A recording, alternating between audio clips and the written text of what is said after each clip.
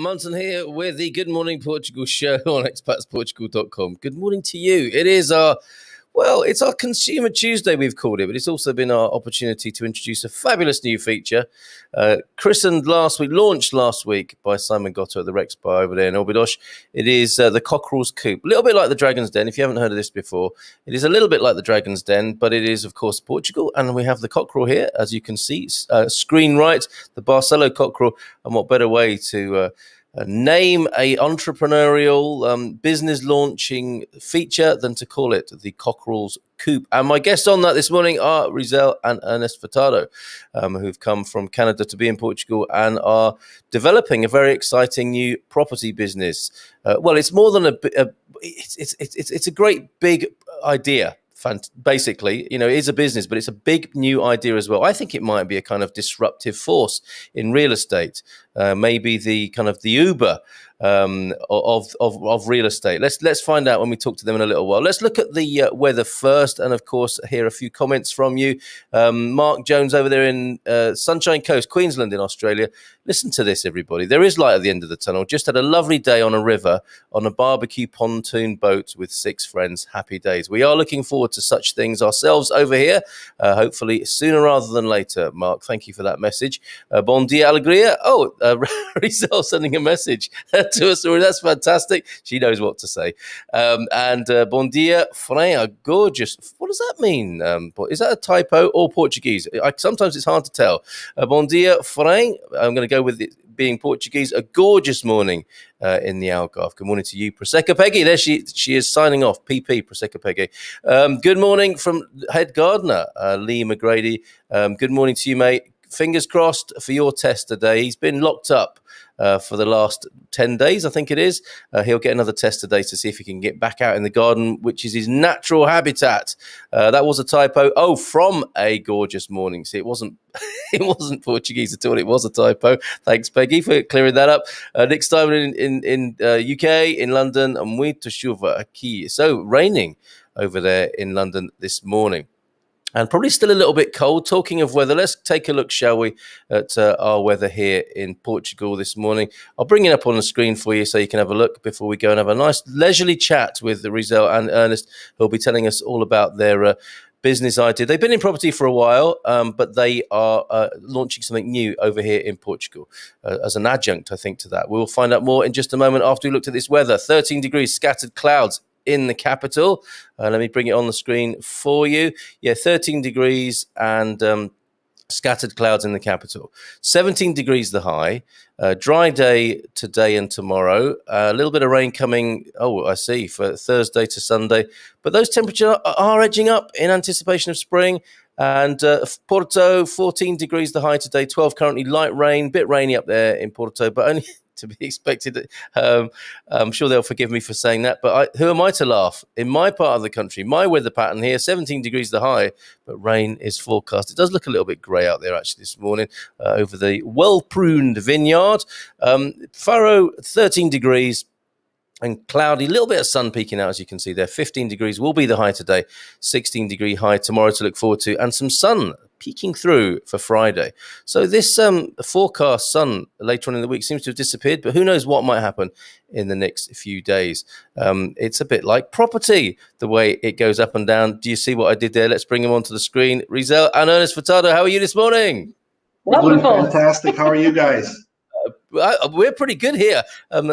Checking in with some of the comments coming in. Paul is also saying Bon dia, alegria. Thank you for setting the trend there, Rizel, this morning. Bon dia, alegria from Cabral de Tavira. Sounds almost poetic. It does actually, Paul. A new career possibly there for you. And hello from, that may be a traditional Birmingham greeting, from Gary Austin in Alvaga this morning. And back to UK, bon dia from a grey and miserable compost heap of England. You can tell he's keen to be here. The joke there, the Furtados, is that Kent, the county that Peter is in, is known as the Garden of England, and he cheekily refers to the fact that he's in the compost heap of the Garden of England. There. Yeah, I think maybe that's because he's already sold his house. He wouldn't be putting that on the particulars, would he? All right. Well, welcome to you become guys. a realtor. Yes, it's a nice poetic turn of phrase, but not what you want on the property particulars, I think. So that's what you guys live and breathe, property. Before we talk about here in the Cockerel's Coop, this whole new business idea of I think how you're disrupting the real estate and property industry around the world, no less. Tell us about yourselves personally and how you got to be in Portugal. I know that you it says on your t-shirts, it's a very good introduction to you as people, isn't it? Your life on your terms, right? Yeah, your life, your terms. And you guys have been doing this, and part of that is Portugal. So tell me more. Tell us more. Well, Furtado, as you can see, is a Portuguese name. Mom and dad were born and raised in San Miguel, Azores. Dad immigrated in his early 20s to Brazil. 10 years later, he came back, met mom, got married, got pregnant, went back to Brazil where I was born. We lived there. I lived there for the first 10 years of my life. And then due to health reasons, mom moved to Canada. Arizona was not an option. That's where she should have been. But anyways, we wound up in Canada where we lived and grew up. You know, I've been there for the last 48 years of my life. So that gives you an idea where I'm at. And at the age of 21, I got involved in real estate. I was already kind of dabbling around in the building and construction of it. And I've been a licensed realtor since I was 22 years old.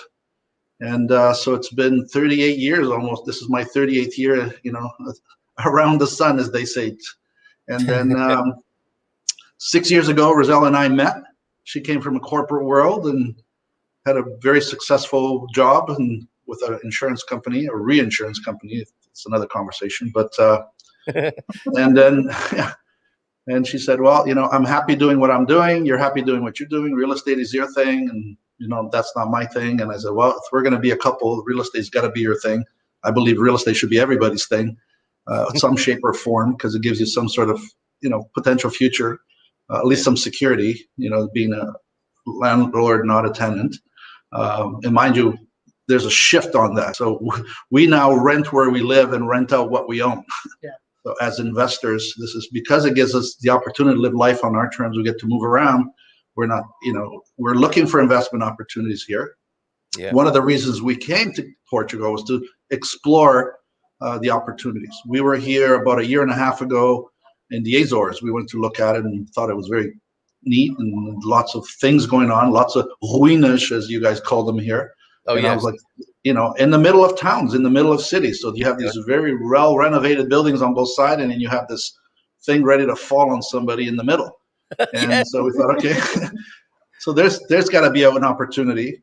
And so we came back 3.5 years ago, you know, after being in business 35 years, same thing, same old thing, different.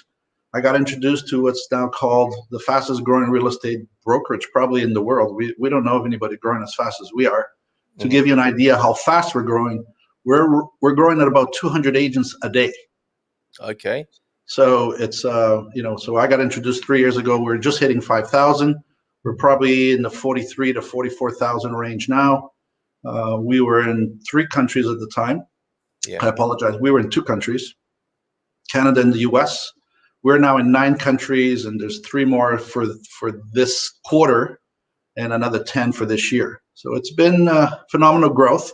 You're right. We're sort of a disruptor real estate brokerage. We're probably the only real estate brokerage in the world that doesn't own any real estate or rent any real estate because we're virtual. Yeah. We're a 3D virtual platform.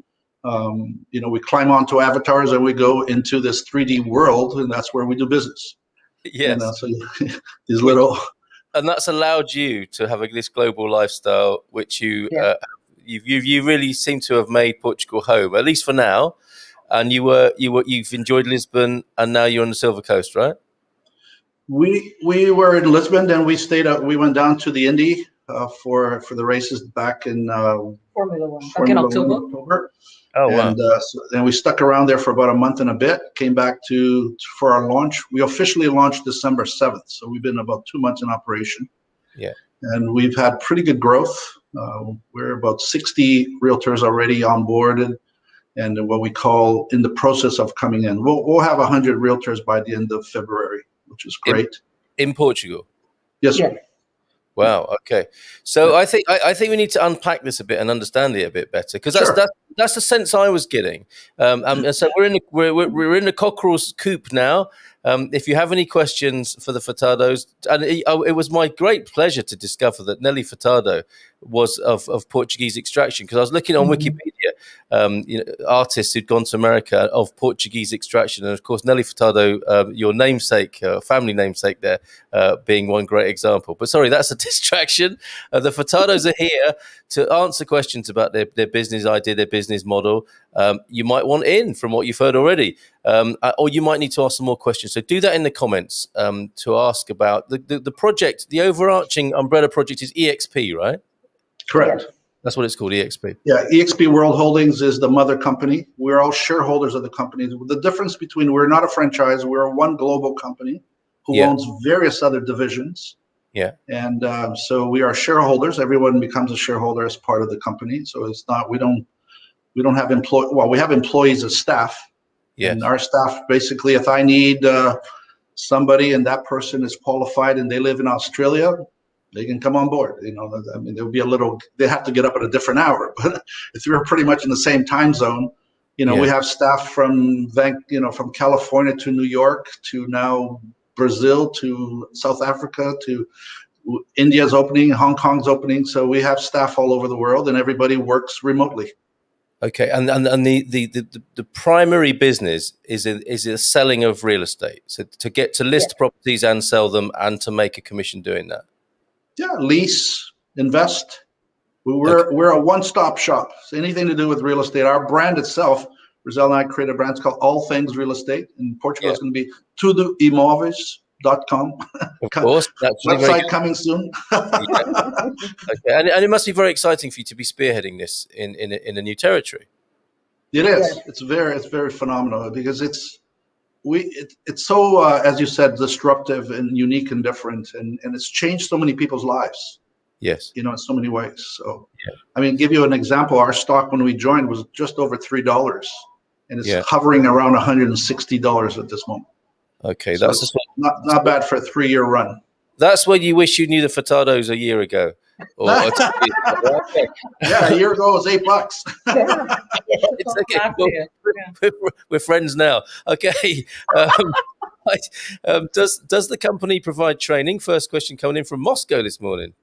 Yeah, we do have for English, if you can understand what we're saying, there's over 50 hours a week in training from beginners. If you here in Portugal, I think about at least a third of our associates now have no experience, no license required and all that fun stuff that happens here.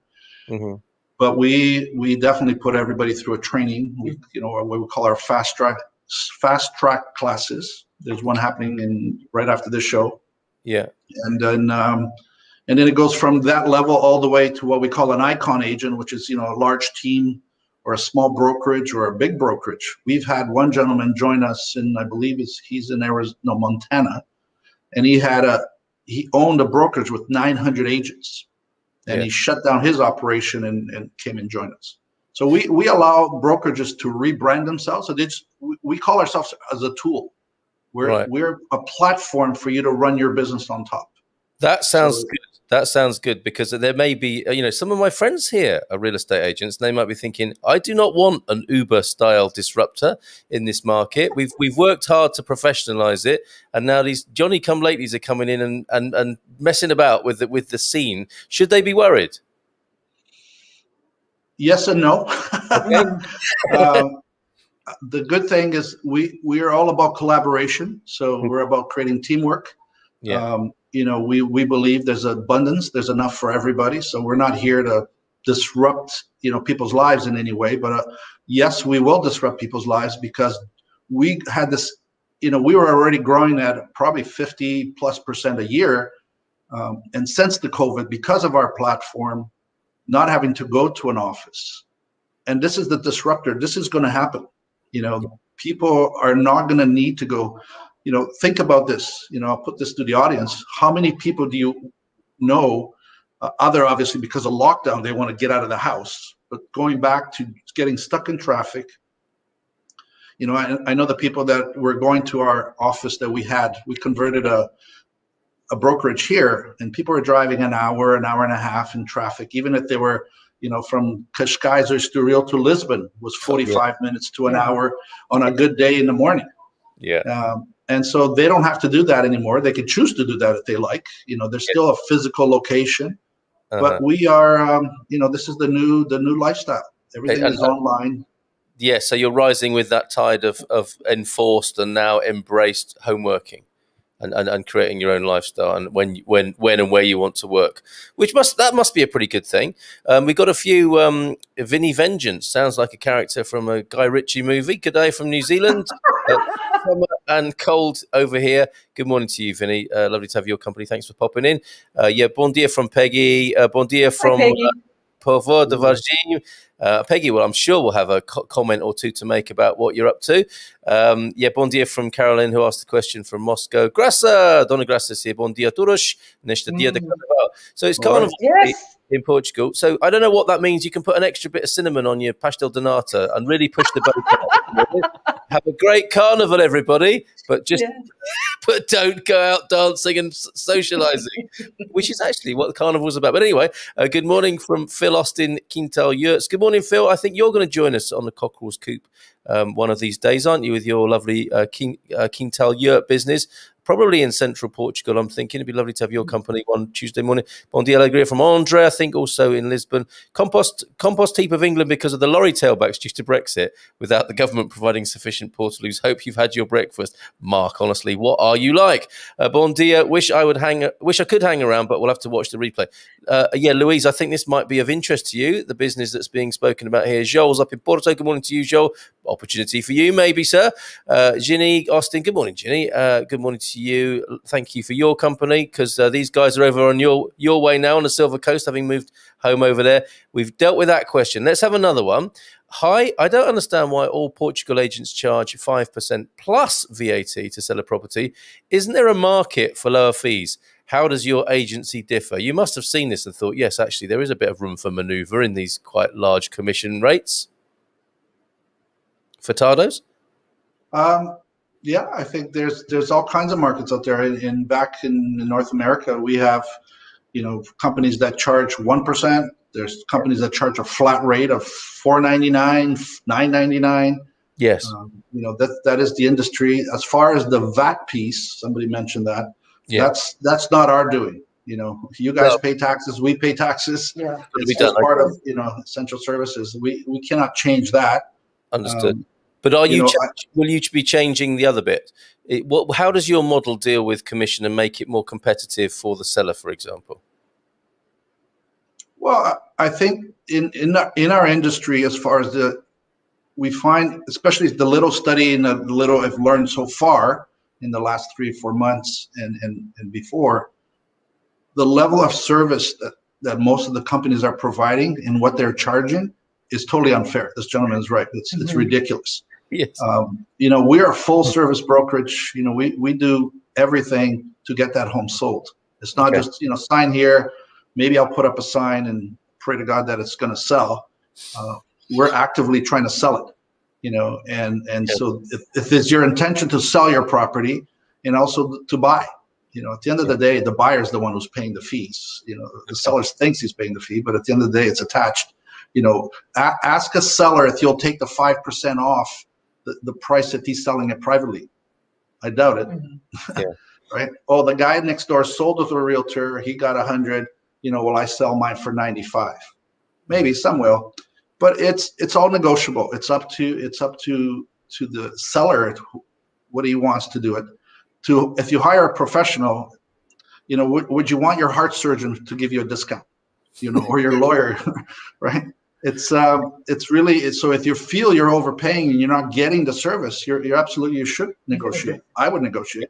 All right. So I take it your rate is the same then? You will be at the same 5% rate, or is it a different sort of? We follow the industry standard, and it's up to, you know, we're all independent contractors. So technically, you know, if somebody wants to sell, the company has to have a minimum fee because we have a lot of administrative stuff. Just because we are virtual doesn't mean we don't have staff doing administration. Yes. Still, the paperwork has to be completed. Everything has to be filed and ordered. You know, from we don't want to skip any of the systems or requirements for governing regulations. As you probably already heard, I heard a little bit in your show. It's as the gentleman, the compiled post of nonsense that happens of things that are not done properly. Yeah. Especially because of, in history, if that property hasn't been sold for the last 100 years, there's most likely a lot of missing paperwork that needs to, and we make sure we walk through everything. And, we wouldn't want to sell you a property that you're going to inherit a bunch of headaches. All right. So rather than undercutting on price, it's about going the extra on quality of service by the sound of it. Absolutely. I think it's always like that. Yep, absolutely.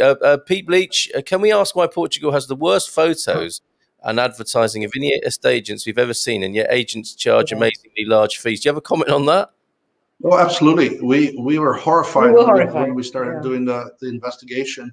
And part of our mandate, we can't force people, but if they put up crappy photos, we won't put up the listing. I mean, we have the ultimate say, and it's done. We're working with 3 different companies now who there's no reason with your latest, iPhone 100, whatever it is that they have this model now. But in any decent camera, the challenge sometimes is, they just go in there very quickly. They want to get the contract done. Mm-hmm. Most of the time we have a 2-step process. We meet with you, we have a discussion. We want to stage your home. There's no rush to get the property sold. There's stuff on the counter, garbage over there, backyard is full of chicken, whatever. Anyways, there's lighting that has to be done properly.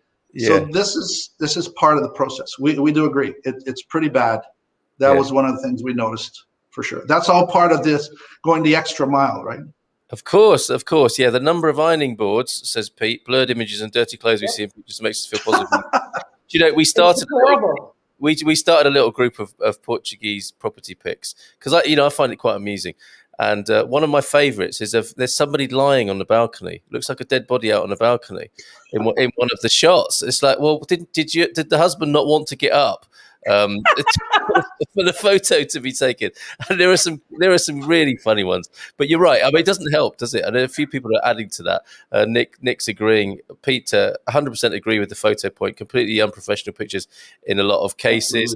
Hold on a minute. There was another comment from Paul. Hi. So no need to apologise, Paul. It's great to have you. As a retired pro photographer, yes, the standard is poor. Depends on the agent. Saw a 4 million villa taken with an old mobile phone with shaking hands. It's all about the marketing. Nick adds as well, when I sold my house in Nazaré, I took the photos and gave them to the agent as I didn't trust them to do it properly. Oh, totally, okay. Yeah, more questions coming in as well as greetings for you. Donna's out in the Azores. Bon dia alegria to you, Donna. And thank you for your lovely comments. The message you sent me, really appreciate that. Drew Burr, bon dia a todos from Sintra's Farming Family. There's another place to put on your list when the time's right. Sintra's fantastic. Pop in and see that lovely Nepalese family over there. Bon dia alegria from Brixham. A small fishing town in South Devon, £40 million of fish landed. Is there an equivalent in Portugal? Well, Nazaré, I think, is quite a fishing port as well, isn't it? I don't know the answer to that. Joel might know the answer to the biggest fishing port. Might be the port off Aveiro. Hold on a minute, Phil. Question from Phil. This is a slightly tougher question by the sound of it. In the Cockerel's Coop this morning. If you're being so successful, why do you need to pitch your business here at this time when so many other businesses are struggling and need the opportunity? I'm not sure. These folks came at my invitation, Phil. I'm not sure entirely what's happening there, but I don't know. What do you make of that, Furtados? I think we need to get the word out. Nobody knows about EXP, so it's we're brand new. Yeah, and to Portugal. This conversation turned around. We were just excited to meet people. As I said earlier, our primary business is investing. So we're looking for investment partners. We want to build a network of people. So, we're looking for contractors, painters, plumbers, anybody as we go into these different towns who has successful businesses. And I think that was a couple of shows when we talked about creating this, we suggested, and a bunch of people suggested, jumped in, share your businesses. Because one of the other things, other than bad photos, is the nightmares of dealing with contractors and renovators and builders and things like that. So when you find somebody good, you want to get it out. Yeah, and you'll be doing you're taking care of that side as well, are you?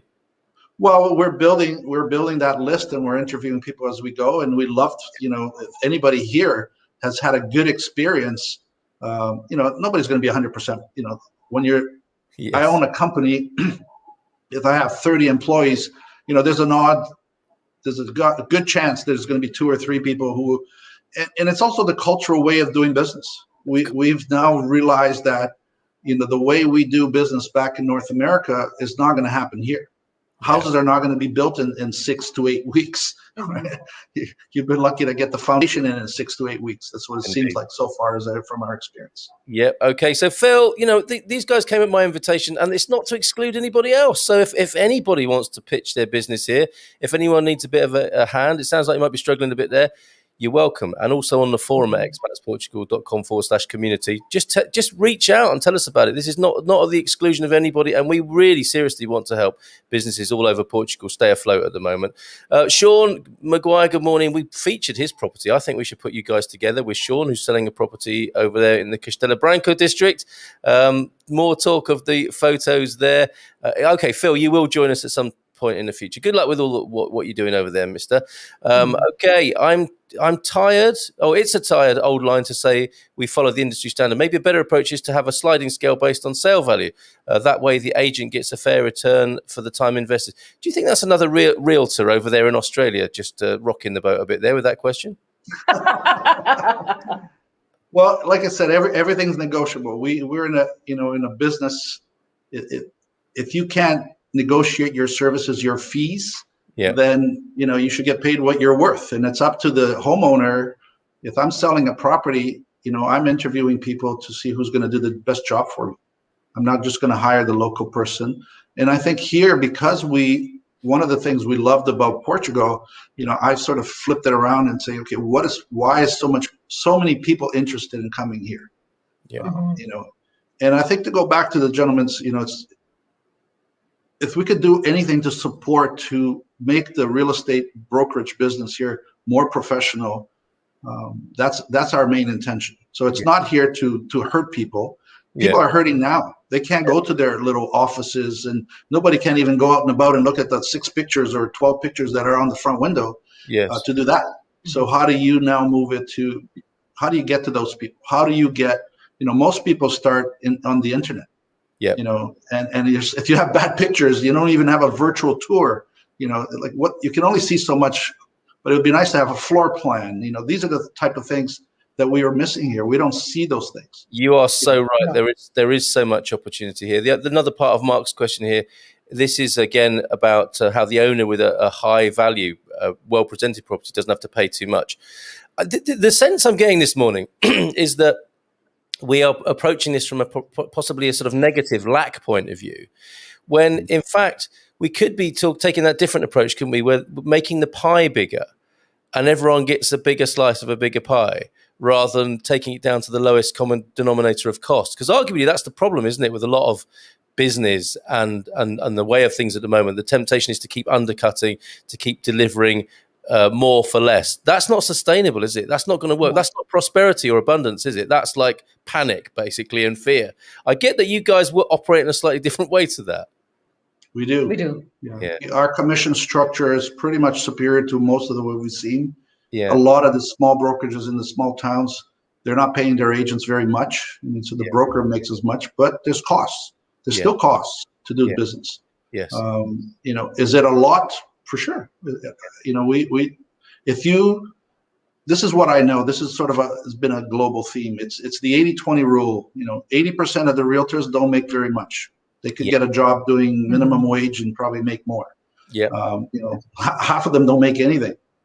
So it's not as easy. I tell people it's a simple business, but it's not an easy business. I can understand that.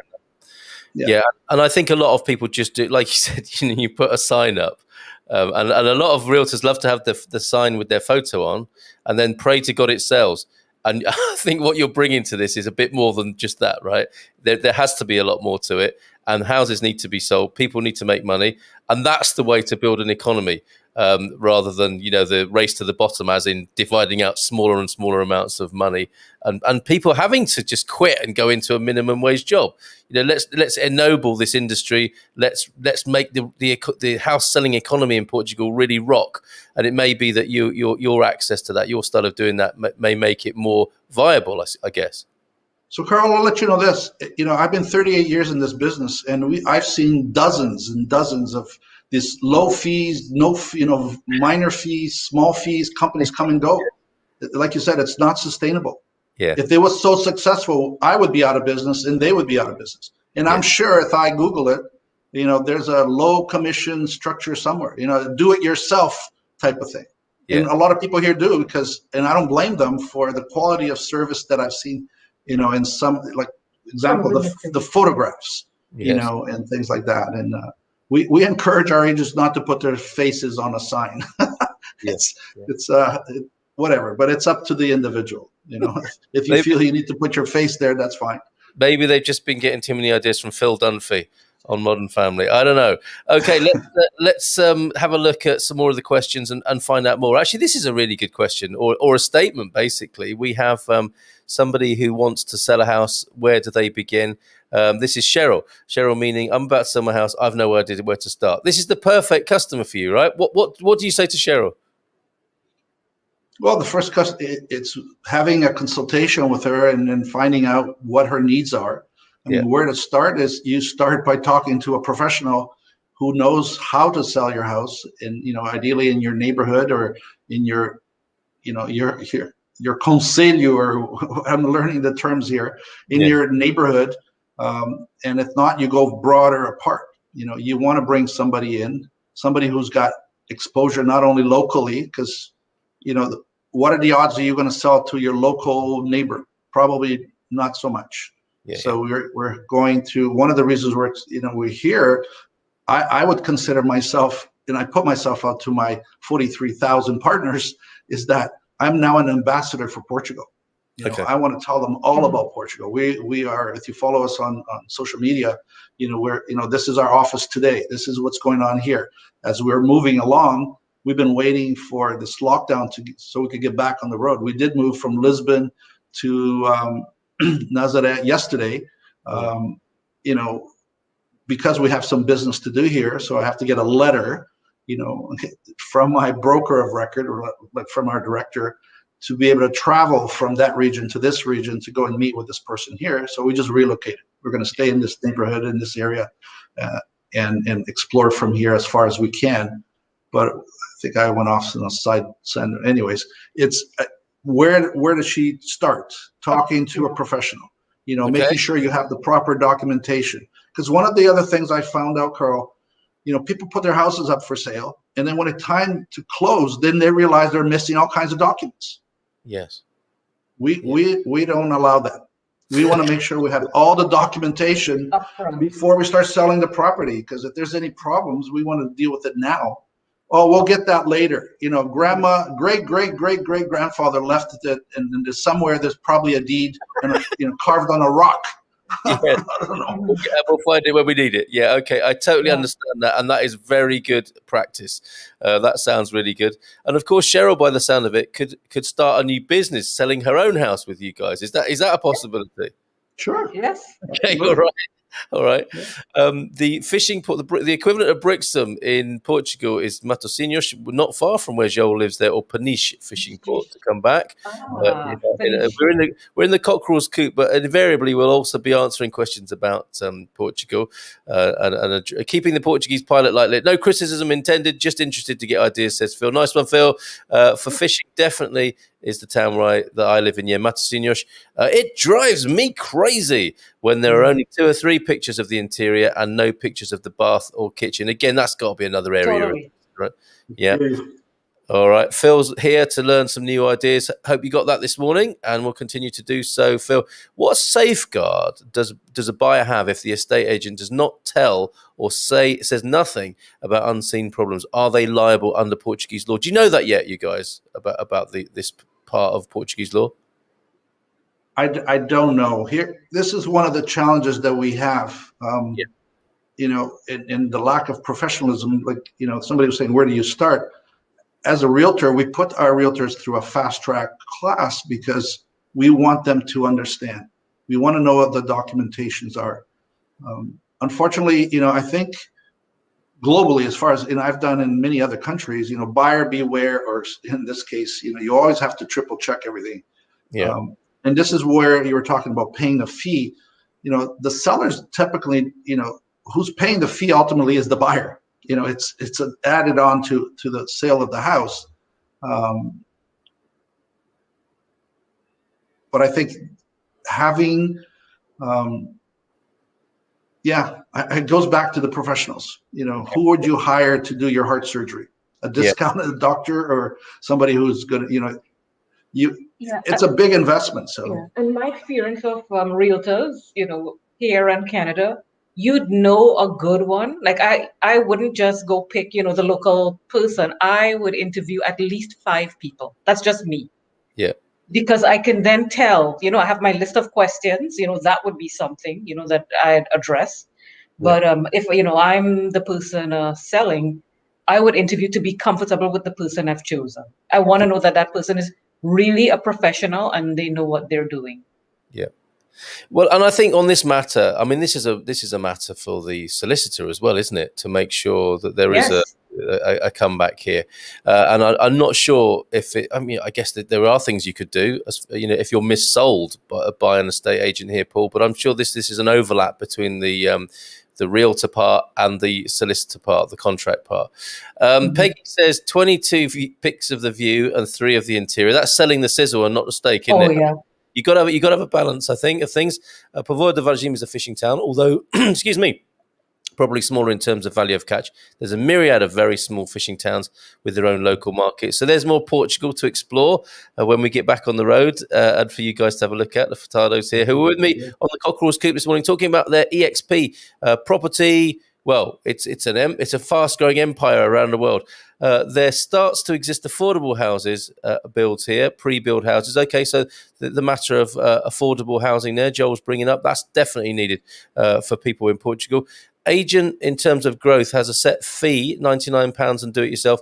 It is destroying a lot of established agents as they're out of date in terms of how property sales have changed since COVID. That's an interesting point. So this thing about disruption of the market, would you agree with that? Or yes, okay, that would disrupt, but it's not sustainable. They'll end up disrupting the market and not being able to survive themselves. So where's the ultimate gain in that long term? I find that discount brokerages usually pop up when it's a seller's market. There's 10 buyers, 1 seller. You go and the seller can do it themselves. Right. When it flips around, like now, there's lots of properties for sale, not so many buyers coming in and things like that. So it's a lot more work. It's not a night. Like, what are you going to do? I can't put proper advertising. What am I going to do with $99? I'll spend that in a week on Facebook ads alone. Yes. Need to be to get as high exposure as possible. Yeah. And so it's, in the matter of affordable housing, that's a global problem. That's not only a Portugal problem. Everywhere especially major cities in the world, that's a huge problem. Yeah, indeed. And the bit Pete's talking about, the do it yourself. I mean, it's like comparing apples with oranges, I suppose, isn't it? It's like, you can pay 99 quid and do it yourself and see what happens, or you can. I mean, this is what we're learning from you: is you can bring the pros in and have them do the job for you. And like with any decent service professionals, their cost is built into the price, isn't it? It's not like you're being punished by using a professional. If they're any good, they should be recouping their cost in the total deal, like as you would with an accountant, for example. Okay, we have a lead for you. We have a possible customer. I need a lead on a 1 to 2 farm. I'm not sure what that means. With 2 to 3 bedrooms, outhouse for working, a workshop or space to build one not far from the ocean. So I imagine the Furtados are writing that down in their little black book to find you that later on, Peggy. Debbie Dews, the biggest problem here is inherited co-ownership. Leads to really big problems, especially if one doesn't want to sell. And also clear borders of property. So I think that's a little note to you both there. If you're not already aware of that, this quite aware. Yeah, well, the multiple ownership of what, like you said, the great grandfather who wrote something down on a deed on a rock somewhere that needs to be found. So if you come across, we were looking at a property last week. There's estate situation with 7 now state beneficiaries, and 3 want out. 4, I'm not sure. The other 4 are not sure. Anyway, they can't get together to figure out, what kind of coffee they're going to have. Never mind sell a property. It's a challenge. Yeah. But so then it gets dragged back and forth, and then one guy offered to. Anyways, it's a long story. It's very challenging. As far as boundaries is concerned, that's the other huge issue. That's a part of the professionalism, not having proper survey. You should have a proper survey and boundaries of your property. It's in a deed somewhere, but nobody wants to spend the money. It goes back to that. The sellers don't want to spend the money. Yeah, and this is where your insistence on having these I's dotted and T's crossed comes in. Okay, you don't want to be dealing with that nonsense. You just need it sorted. No, it's not worth it. It's not worth it. There's no point in having 100 houses for sale. I can only sell 1 or 2. That's the time and energy in it. If that vendor's not prepared to do that sort of stuff, they're probably not the vendor for you. No. Okay. No. And this is why when I think Peggy said, what's the first? The consultation is to see if there's a match for us to work together. If you really want to sell your property, you want to get the best price in a quick, shortest time possible. We have to be prepared. Proper photos, proper documentation. Knowing what the issues are, dealing with the issues up front. Back home, we're now doing what we call pre-inspection reports. So we do a full inspection of a property, find all the issues before we put it on the market. Mm-hmm. So after the fact, they're not coming back to renegotiate because they say, hey, listen, you know what? That wall has a problem or this roof has a problem. We can either pay for it or you do it yourself because you're probably going to do it anyways or something to that effect. Yeah. And this is going to really help, isn't it, with people not being able to see properties. This level of professionalism, this level of reporting is in these rare cases now where people are buying unseen. This is all going to help. There's one thing I think, Carl, so it blows my mind. In Canada now, it's a 2-year course and it's almost a university degree to get a realtor's license. Yeah. It'll cost you 10,000 Canadian dollars easily. And you have to upgrade every 2 years. Here, there's no responsibility. Most realtors here, their job is to take a piece of paper that's written and approved by some governing body, take it to you for you to sign, and then give it back to them. And then if there's an offer from somebody, they just fill out a form, give it to you, then goes to the lawyer. Where's the job of the realtor? Yeah, that's not good enough. I can understand if you're just hiring somebody to move paper around, and so there's the challenge. Bringing it. Why is there no licensing requirement? At least some basic information. People are joining companies. Last week, like I said, they were fishing in a boat, and all of a sudden they're selling real estate today because they can't go fishing or something to that effect. I'm not putting anybody down. It's just the fact is there needs to be a level of professionalism raised, for people to start appreciating. I had a lady tell me one day, when I got here, she said, what do you do for a living? She says, I'm a realtor. She goes, oh, poor you. Couldn't find another job? Oh, no.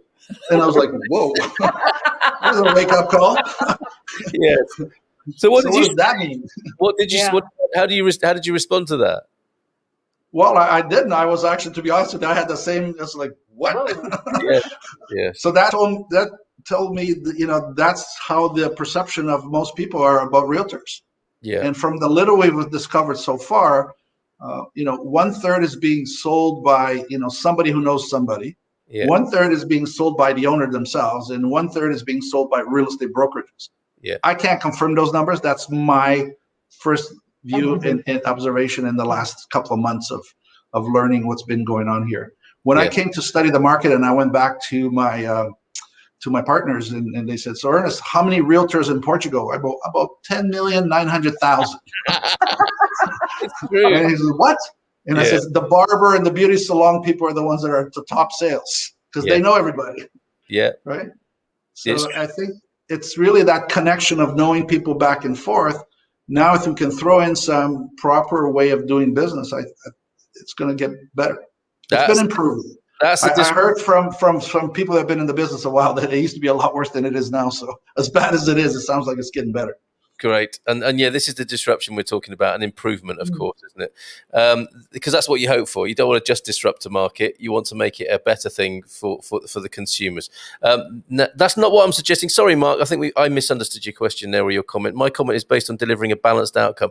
Agents selling a 40,000 remote property at 5% isn't getting enough. An agent, as an agent selling, a sort of pro rata recognition of what you're getting. Yeah. Would that be recognized and be part of your business model? Yes. I mean, for myself, for my own personal business, I have a minimum that I work for. Because I have a lot of businesses, not so much real estate. Here, the prices are ridiculously low, in my opinion. You know, I can't buy a parking garage in the city of Toronto for $100,000, never mind buying a $35,000 house or 30,000 euros. And so there should be a minimum standard. And those $1 million properties, not all of them are paying 5%. So it's, if I'm selling a shopping center, I do mostly on the commercial investment side. That's my part of the business. And a lot of those larger deals are negotiable. It's not only 1 million, it's 10 million, 20 million, 50 million. You hear about those deals are done after the fact. They're not paying 5%. I wish I wouldn't have. I'd be on a yacht somewhere. Indeed. Yes, we'd be drinking champagne together, I suspect. Victoria, Atlanta, Georgia. Bon dia todos. My realtor brought me a dozen eggs from her farm yesterday and a micro tomato plant. Beautiful. That is a profuse producer. I see. We are starting off the process of selling my house here in the United States on a lovely note. There you go. There's some service. Pictures being taken today. Yeah, 2 p.m. open house on Friday. They're rocking it over there. What is the name of the company, please? Okay, so I'm going to put that into the comments now, but please say a little bit more. EXPportugal.com. EXPportugal.com. That's going into the comments now from Maxine. Nice in to the meet US, it's EXPrealty.com. Okay. Nice to meet the Furtados from Victoria there. Doreen, bon dia, I'm intrigued. I'll be promoting Portugal tourism, mostly to clients in the US, as I did with my company in Amsterdam. Got on late. Did I miss the website address? No, there you go. Here we go. We're making some connections now. This is fantastic. Cheryl. And find us on Facebook. Because I know everybody here is popping up on Facebook. So, yeah. Yep. Okay. Cheryl, finding your response helpful there. That's great. Andy, the docs, another latecomer. Don't worry, folks. It's all right. It's Carnival Day. We're very relaxed. IT issues will be fine for tomorrow.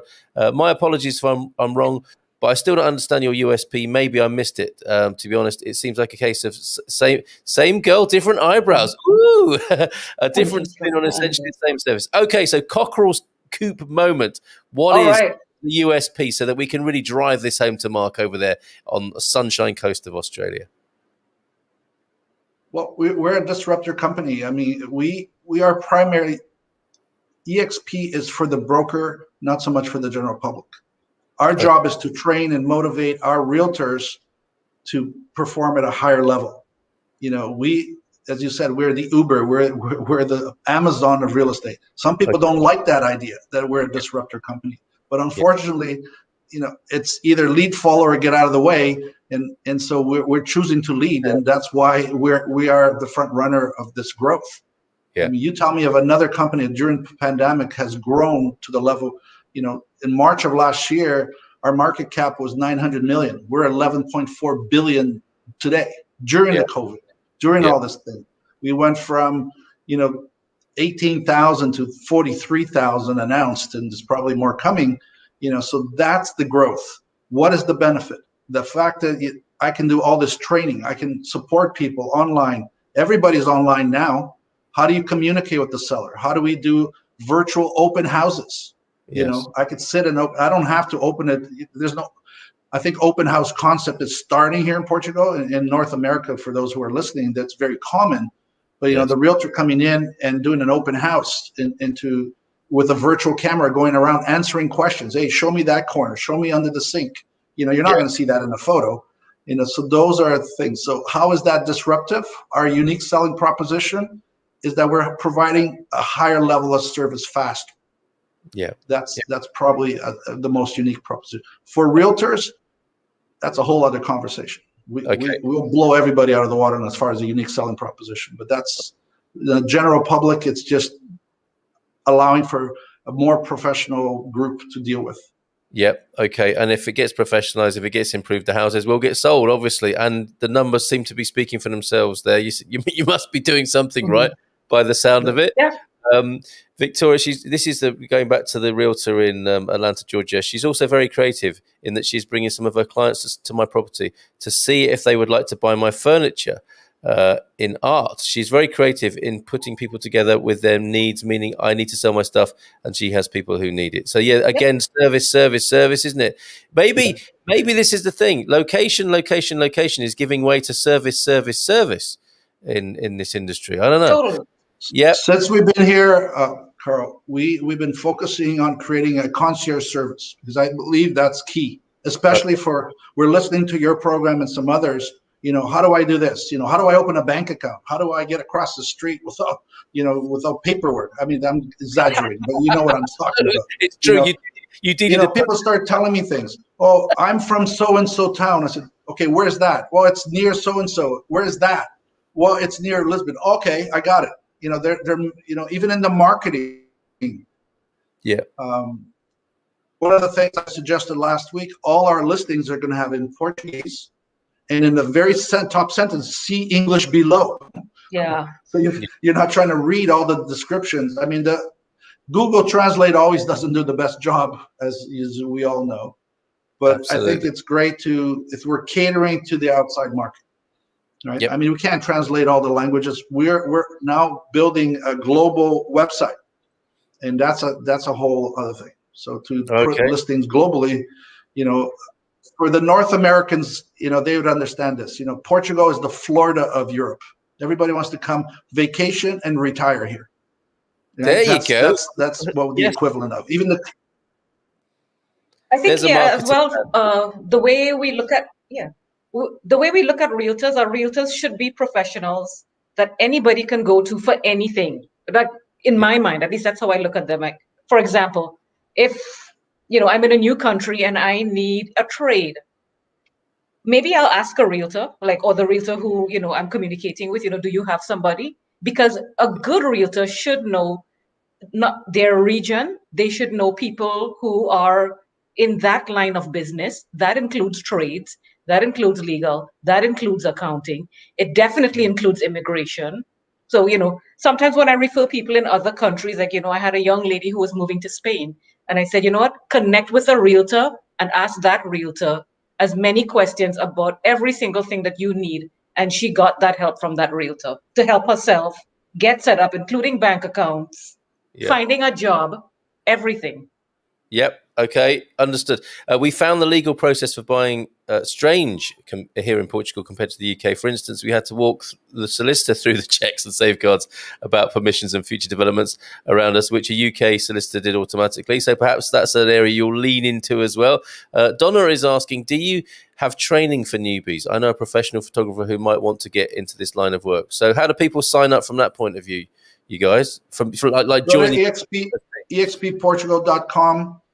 Both in English and Portuguese. There's a join button. You just start the process there. Okay, that's as simple as that. Okay, simple. Mm-hmm. That's simple. And I can show the website. I'll share that in just a moment. There's a new law from Lisa. Good morning to you, Lisa Boyson. Familiar name. There is a new law in Central Portugal that they have to have geothermal surveys from the local camera that does the GPS. Oh, I say. Okay, good. That's worth knowing. The doc. How can I find the owner of a derelict property not currently on the market? Now that's a great question. Have you cracked that yet? There's no land registry here, is there? There is a land registry. If you pay, you can get that information. It is public information. Oh, okay. So there is. There you go. There is the Portuguese land registry. I my understanding was there wasn't, but that's great. That's good news. Gary Austin, can we share the link to the article in Portugal News about Debbie's service care and share? We will do that, Gary, before we sign out of the Cockerel's Coop today. Word of mouth or contacting the next door to know if they know the former owner or not. Usually the local shop. This is what you guys were talking about before, right? Go to the barber or the taxi driver. Totally. Yep, they will help you. Very few buyers have full structural pro reports on property. It's a false economy. I'm imagining you're encouraging people to do the most assiduous, is that the right word? Or comprehensive reporting on properties. So that doesn't happen. Yep, indeed. Prosperity lies in rubber stamp manufacturing and photocopying in Portugal. Possible victim of bureaucracy there. Let's have a look. What else are people saying here? Sometimes the landlord usually lives in the same area if he or she has a house for rent or possible sale, or if not them, then one of their relatives for sure. Wow, commercial investment must be hard in these times. You can pick up a shopping centre for a few quid even over here, says Peter. Opportunity we're reading there, aren't we? Furtado's. Just listen to the comment about estate agents' reputation and qualifications. How do you know a good one? I think you touched on this, didn't you, Rizel, about, ask them questions. Is there anything else? Interview. Okay. Interview, and you can find out, information. Go look at their pages. Ask them. Probe them. Okay, Probe good. them. Yeah, that's what I did. I was like a drill sergeant. Carl, what we've discovering here, I have an assistant doing some research for me pretty much for the last 6 months. And so when I'm searching for a brokerage, I can find information on the brokerage. It's almost impossible to find information on the agent that works for that brokerage. Yes. So it's so you have to make the calls, and referral, word of mouth is a huge thing as well, right? So you want to find out who is that's getting revamped, but we're launched. There's our join up. Yeah. That's great. No, just giving people an idea there. I would love to know how many licensed estate agents in EXP have spoken to here in Portugal. Oh, so is that? I'm not sure I understand that question, Ginny. You'd like to know how many licensed estate agents EXP have spoken to here? Okay, so you're talking to. What's the answer to that? How many people have you reached out to so far? Well, 30, 40, 50 a day. Okay, all right. We're getting the word out. Yeah, we some people are looking over our opportunity. So the thing is with us is that because we are all partners, it's the growth of the company in general. So I invite you, and you invite a friend, and so that gets the word out. So from our, I spoke to one person. That's how it started, and he knew 8, and those 8 knew 2 each, or something to that effect. And so the word is getting out. It's word of mouth, and people say, "Oh, you're recruiting agents," and we're not allowed. Our official policy says you're not allowed to recruit. You're allowed to attract agents. So we interview people and make sure that they're a fit for our brokerage, because we don't want the same problem. We can't avoid everybody. Some people are very good selling, even themselves. Yes. They know what to say, but when it comes to delivering, it's a different story. Okay. But it's okay. We find that those things usually weed out. Those people usually come and go. Yep. Okay. And Ginny, I think making a defense of her professional friends in the business. No, we agree. We agree. Yeah. And those are the people we would love to be in business with, either in collaboration or to join our firm. Yeah. I think we want to be able to collaborate. Not everybody's going to. There's no registry here that tells us how many realtors. We know how many registered brokerages there are. There's nearly 9,000 and change, registered companies with the EME licensing number. But as far as what their agents are below them, nobody has to register. They just have to register with the broker, sign a contract between themselves, and that information is normally not shared. So they estimate somewhere between 30,000 and I've heard as high as 60,000. Yeah. Okay. There's no way to confirm that, so I couldn't tell you. If somebody knows, please let me know. Okay, yeah. So finally, for now, then, here on the Cockerel's Coop, talking about EXP Portugal this morning. This is Mark trying to sum up from our conversation what the business is. So it's a different variation on a traditional corporate franchise model, just more heavily weighted to online service. It is on the right trend, says Mark, in Austria. I think he knows a little bit about this industry, but doesn't have the disruptive description. That was a typo. To be fair, that was my description. That was the sense I was getting, that you were disruptive. That's not something that the Furtados said to us here. And also saying it's sounding a little bit like MLM. I think there are some kind of network marketing rather than franchise models in operation here. Would that be correct? That's correct. We're not a franchise, number one. Yeah, so that's one of the very unique propositions that we are. And basically, all real estate brokerages typically have a recruiting opportunity. So there's the owner of the company who hires. If you look at the franchise system, it's a top-down situation. We put the agents on the top, and we work on their way down. is Yeah. you get to build a brokerage within a brokerage. That's why I said EXP is a platform for brokerages. Yeah. So it's up to you to grow your network, grow your group, and you can Yeah. benefit from that. Yes. So a bit like networking, which I mean, I've had some amazing experiences. I know it's a real Marmite thing, isn't it? Network marketing and MLM. It does tend to divide people, but I've really enjoyed my time working in networking. But Carl, you're a perfect MLM in a way, because you bring in and you invite people to share a good opportunity or something that you like. Yes. Right. You talk about good wine, and then the word gets out that there's this particular wine or this particular service or this particular person. So we're always sharing what we believe to be a good thing. I saw a good movie. I heard this great song. I ate this great fruit or something. So we're always sharing those opportunities. And I think in our business, we want that. We want to find out. We'd like to bring the cream of the crop. I tell everybody, we don't need everybody. We just need some really good people to make this happen. Indeed. I like the cut of your jib. I like your enthusiasm. These folks are expportugal.com. Whether you're selling, buying, or wanting to talk to them about starting a business, very exciting. Thank you for coming on and telling us all about it. Appreciate it. And enjoy your time.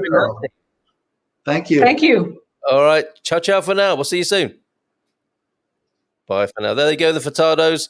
Hold on a minute. Yeah, MLM is worse, not better. So that's what I mean about the Marmite thing. But Carl doesn't take a cut of the good thing MLMs do. Okay, so I think the conversation may well continue on the forum, expatsportugal.com/community. And Debbie Doos is here, and quite rightly, Gary has prompted me to share the newspaper article, which I can do on the screen. Hi, Carl. Share and Care. This is the new thing from... Sorry, Debs, I do get it round the wrong way sometimes. Share and Care has had an amazing response from people and massive membership groups on FB. We're going now to have the web page in the future. I'm also amazed. I'm so amazed and thankful. Our membership is growing, and we now have a new service. We have two ladies, Rita and Annie, on board as grief buddies, liaising with the person within the initial first 2 weeks, giving one-to-one advice and support. Great news. Thanks so much from Peggy. I don't know if that's to Debbie or to the Furtados, possibly the Furtados, and a possible match made there already on screen with somebody looking for property. I think a friend of Peggy's in looking to come to the Algarve. Let's share on the screen now then. This is rather good, actually. The Portugal News. We have the Portugal News e-paper edition, 1,615. The first thing that attracted my eye, I have to say, when I bring it on screen here for you, is this full page ad. And I wondered if this was something to do with Debs. Heal Yourself, Heal Portugal. This is a donation from an anonymous donor, it says. And it's also in that little circle there. It says, "You are perfect." Never in my wildest dreams did I imagine I would see a full page ad like this, of this cosmic nature, in nothing against the Portugal News, but it's quite a sort of mainstream publication.